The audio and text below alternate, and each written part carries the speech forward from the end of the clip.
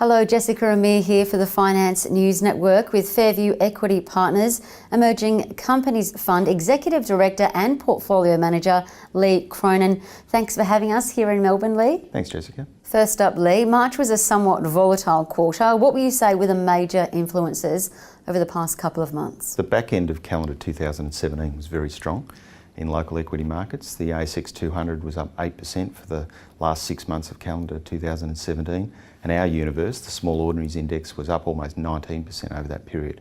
So coming off the back of that, into a reporting season during February, where you saw only modest earnings growth reported, and also there was a lot of news flow around the looming trade war between the US and China.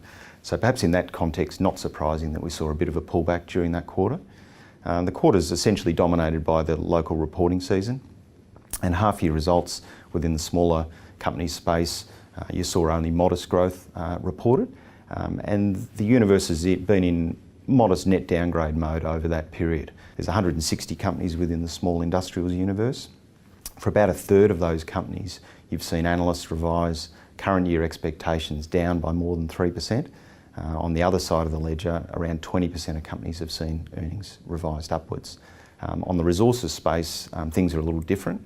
When you look at spot commodity prices versus consensus expectations, we'd expect that part of the universe to still be in upgrade mode for some time. Now to your Emerging Companies Fund, how has the fund performed over the past quarter and what have been the standout stocks? The fund performed really well during the February reporting season, and indeed for the whole March quarter. The Small Ordinaries Index was down 2.8% over that period. Our fund on a net basis after fees was up 1.5%, so really strong outperformance. And indeed that placed us in the top quartile of our peer funds. Over the 12 months to the end of March, the fund is up 15.1%, which is also after fees, and that's above our benchmark and above the peer median. By way of comparison, it's interesting, the ASX 200 over that same 12 months is up less than 3%. So the argument for investing in the smaller companies space and accessing companies with higher growth rates, strong stock-specific stories, is still really intact. Some of the stronger performers, and they came from a fairly broad range of sectors, which shows the diversified nature of the portfolio. So you had geospatial mapping business Nearmap post a really strong result, strong growth in its annual contract value, saw positive news flow surrounding its new premium products, and also I think the market's expectations around when that business will reach profitability in the US have been brought forward. Australis Oil and Gas, which is a shale oil play in the US, had a really strong March quarter share price performance.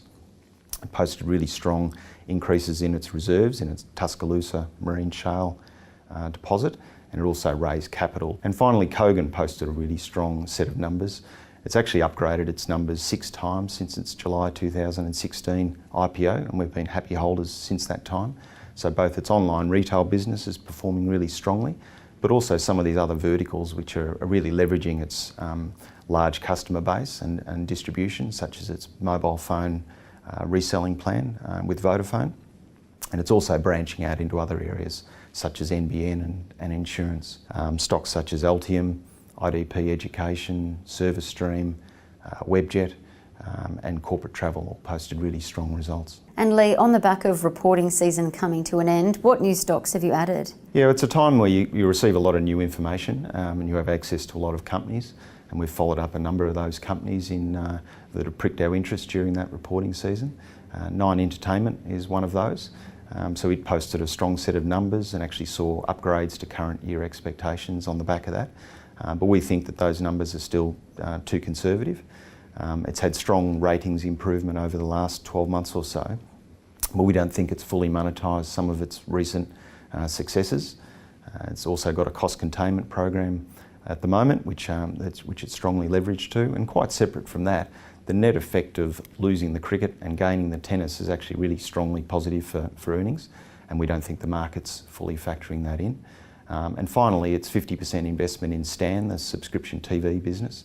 That's about to turn cash flow positive, and we can see some strong value creation coming out of that. Indeed, since we invested in the stock at a recent investor conference, it has upgraded this year's earnings expectations, but we think the outer year forecasts have still got positive momentum behind them. So that's one stock. Another one to call out, it's a smaller investment in the fund, but Integral Diagnostics, stock code IDX. It's a radiology business, operations in Melbourne, regional Victoria, WA and the Gold Coast. Leigh Cronin, congratulations, a great set of numbers. Can't wait to see what's coming. Thanks so much. Thanks very much.